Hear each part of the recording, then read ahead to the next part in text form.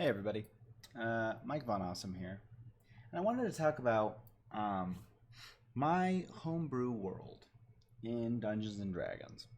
Now, I've been DMing for 2.5 years by now, and I started straight away with a homebrewed world. I had an idea in my head, and I just ran with it as fast as I could.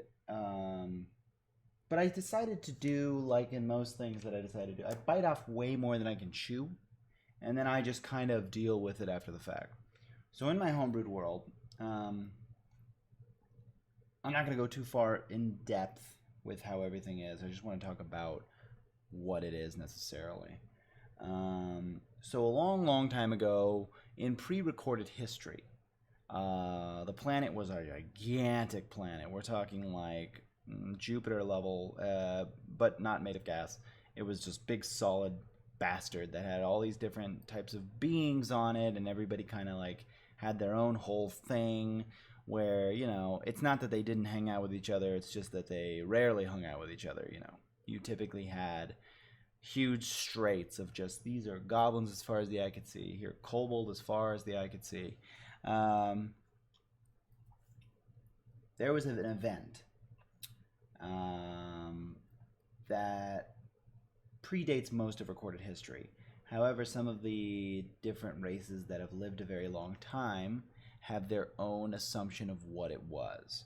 For instance, the Drow called this event the Sundering, where for reasons unknown, wink wink, the planet broke apart. It broke apart into several different pieces, leaving at its core, and this was just a bright, white hot looking, not hot to the touch, just this ball of magical energy. And there are several different assumptions on what this is. But when all the pieces broke apart and started drifting into the vastness of space, this energy sphere, this magical sun, shot tendrils out to all these different large chunks and grabbed them and started reeling them back in, and now just kind of holds them in this chaotic spiral, this dance of these huge chunks of rock that are basically, at this point, it's their own planets. This grapple would not have even been attempted had it not been for these very large prism-like spires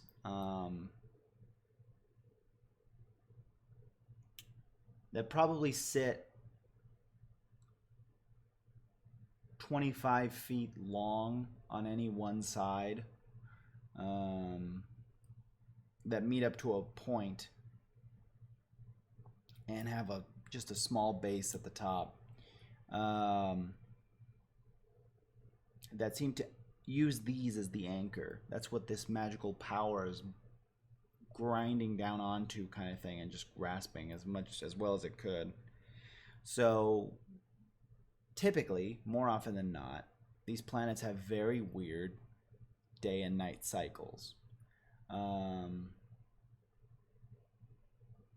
Some of them will still rotate more or less, but others have weird rocking motions, as it's anchored only on one side on most planets, how it just kind of rocks back and forth.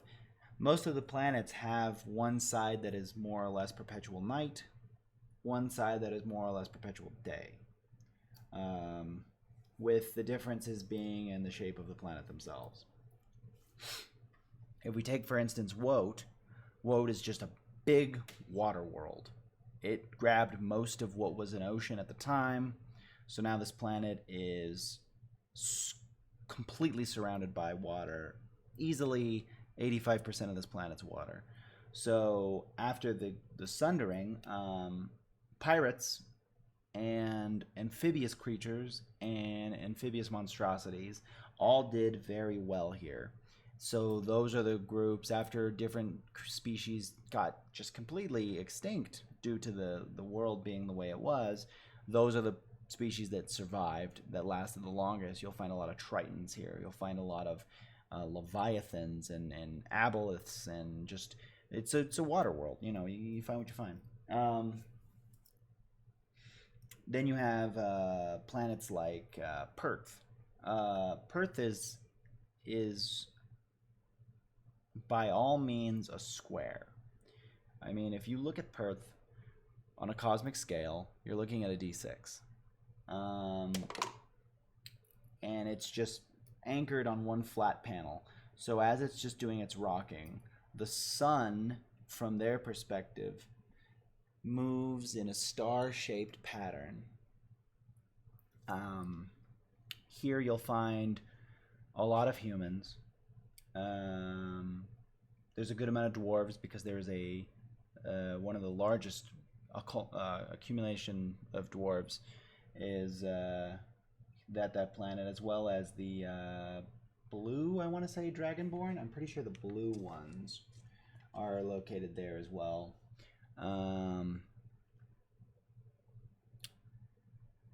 Their dark side harbors a lot of demons.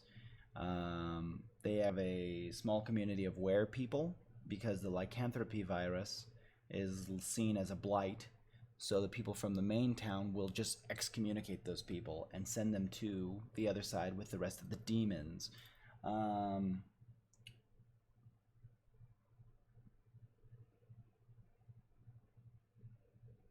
The dwarves are one of the biggest combatants for the demons because they are located on the very far end, very close to this. There's a magical forest amongst one wall, which has a huge population of living plants and treants.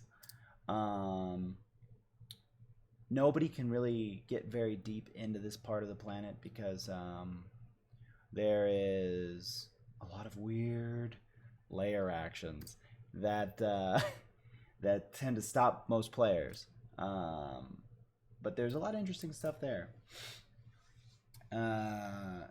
There's a planet called Koilon.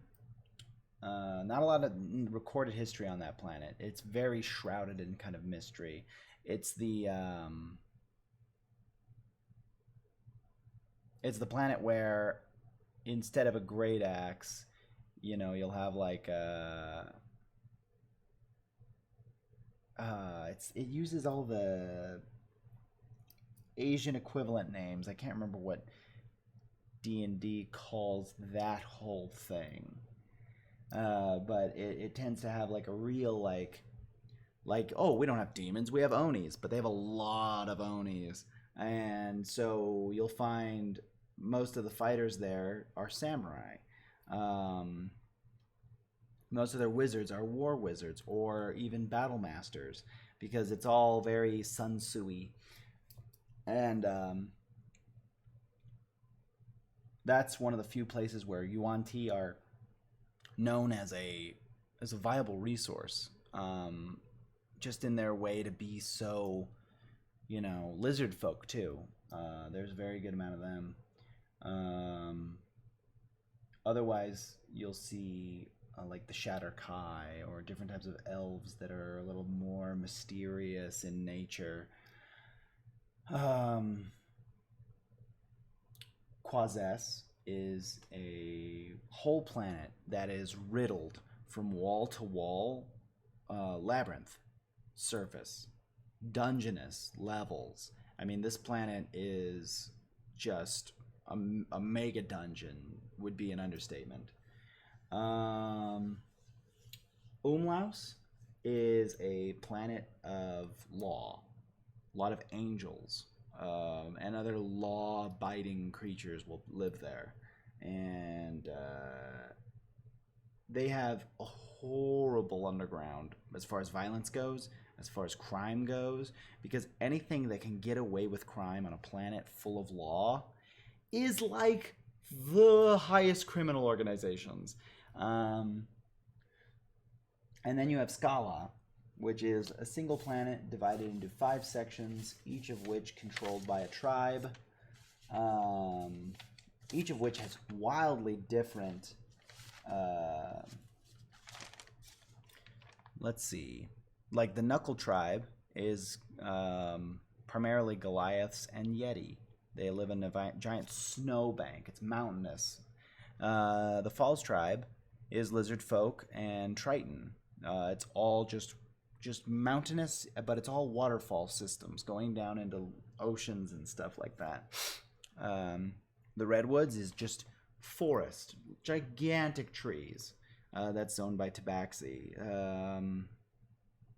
Scarfire is Yuan-Ti kobolds, and that whole area is just hot plains and rocky earth. Kind of has a lot of tectonic activity and molten activity. And then the Thornhide, which is just all vicious living plants and bramble, and that's orcs and goblins. So that's a whole place where each neighboring section is constantly at war with the other neighboring sections. So, and there's 2 areas which are just free for all as they try to consume the rest of it to own more of the pie, basically. It's just a lot of greed. But yeah, no, so this is my world, more or less, where the players get to find out plenty of different things. They can help the plight of the demons. They can go be pirates. They can try to end the wars diplomatically. They can find out why the sundering happened. All of which is on this entire planetoid scape that I call Symbliss.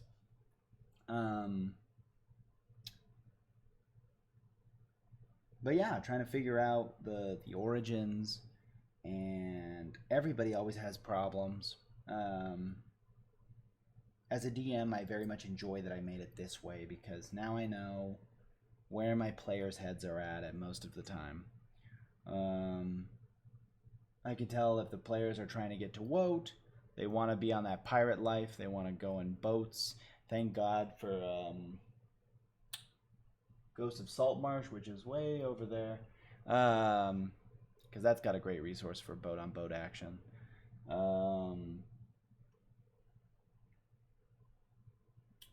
I like to incorporate the multiverse as much as possible, so GIF, and the Githyanki, and the Githrazi, and Mind Flayers, Intellect Devourers, all of these different random things from other places will make it to any of these planets kind of on free will, more or less. But players can use either means of air travel or teleportation, or even just using the prismatic spires that are located on different planets. They can travel from one to another if astrologically everything is aligned in a way that allows the travel. So when a player will say on Perth wants to go to Woat, well then I'm going to say, oh, well, right now Woat is unavailable. Woat will be available in a month. You can use this downtime to just kind of chill out, maybe learn a new tool proficiency or weapon proficiency. But during this time, there's not much else that you can do as far as that goes. You do, however, at this exact time, have access to Quazes if you would choose, or Skala if you would choose. And either they take it or they don't. They wait the amount of time, then they're on their way to Woat. Certain planets don't really have a good indication of how these spires work, so they have less ability to send you where you want to go. There's a little bit more mishap that can happen in less evolved worlds. But as far as who built these spires that prevented the world from just kind of cascading off into the distance, probably killing off the entire chunk, is beyond most people. Also, these are not necessarily all the planets. If I decide that I want to add another idea, another concept, I could say, oh, there's some other planet that is getting reeled in, because there's plenty of different kind of offshots where this sun is basically just reaching out into the vastness. And it could have something anchored or it could not. It also could just be a lead that leads nowhere. So it would be a matter of like sending an airship to go find out. Or if an adventurer got on and then just whipped off into the nothingness, you can't really tell unless they come back to let you know if it worked. But yeah, there's plenty of people from other worlds that will join the plight of other planets. So it's up to an adventuring party to kind of decide who they want to help, what the problem is. Like, for instance, in Skala, other than the fact that they have a constant war going on, there is giant areas, full towns or tribes that get taken over the course of an afternoon, basically, where this shadow just kind of wipes across and they're gone without trace. There's also plenty of different cave markings that depict a giant beast that topples mountains, basically. And it's hard to say if these cave drawings existed prior to the Sundering. Is it talking about something on a different planet, or is it talking about something on this current planet? Just knowing that certain planets may hold the key for other planets is very interesting. I think. I made it. Of course I think that. But, no, I just wanted to fool around with... I mean, I loved Stargate. So that was a huge inspiration for me to do my planets this way, because it's the closest thing that I could think of that matched the idea. So, you know, when somebody wants to go from one planet to another, oh, the chevrons aren't really locking for you right now. Try again later, or just go to a different planet right now. But I definitely give a lot of more mini-game type feels on certain planets. Like Perth has this fighting arena that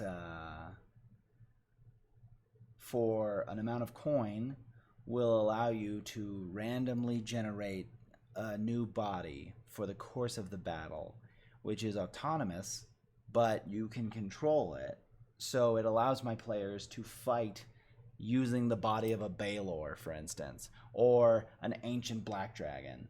And it's a fun little way where they can spend some coin and enjoy themselves by going into battle as something else. And I'll talk more about all those on a different video, because I've got a lot of different ideas that my players have enjoyed so far. But no, I think that you keep it fresh when you keep it different. And I feel like the way that I DM is very much a sandbox. And it's a literal sandbox. I will let you just completely disregard a quest line if you want to. Even if it means the end of one of the planets. Just know that it means the end of one of the planets, and when you don't have access to that planet anymore because it's imploded or whatever may be the case,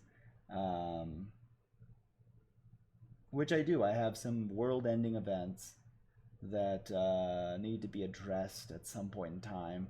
Basically, after the party will inevitably flip the switch and start an issue, they need to fix it before bad stuff happens. Or they can just leave it. I really don't care. It's up to the party to come up with their own adventure. I think that my party has had some crazy situations amongst Symbliss and the rest of its planets. And it's been an interesting ride. And I would like to take other parties through it to see what kind of things they come up with. You know, maybe reset it entirely back to its base standard so they can attempt to save people, to run into people, to potentially cause huge schisms. But no, I love this game. This game is so good. And I think that everybody should at one point attempt a homebrewed world, or maybe just even some homebrew rules. Like, honestly, like, about everything that is and ever can be. Races are the only thing. Races and classes, I get a little weird when it comes to homebrewing. But the more manageable stuff, like items, or maybe some rules that are in place to smoothen the game, or allow better use for stuff, like being able to use something that would be a bonus action time as an action, for instance, because you can't do that normally. Little things like that don't hurt anybody, that just help the game along. I like stuff like that. But I'll talk more about extra rules in a different video. I just wanted to kind of get the most basic video about what my world is like. Kind of your wayfarer's guide to Symbliss. And I wanted to get some opinion on it too. If you made it to this far in the video, I thank you for listening to me ramble. And maybe you can talk to me about your world, or write down what you think about mine. I don't know. Put it in the comments. I'm interested to know what you feel. But I think that's it for this video. Yeah, I feel pretty confident about what I've said so far. And I think I got a lot off my chest. But either way, I'll see you all in the next video. This is MikeVonAwesome, signing out.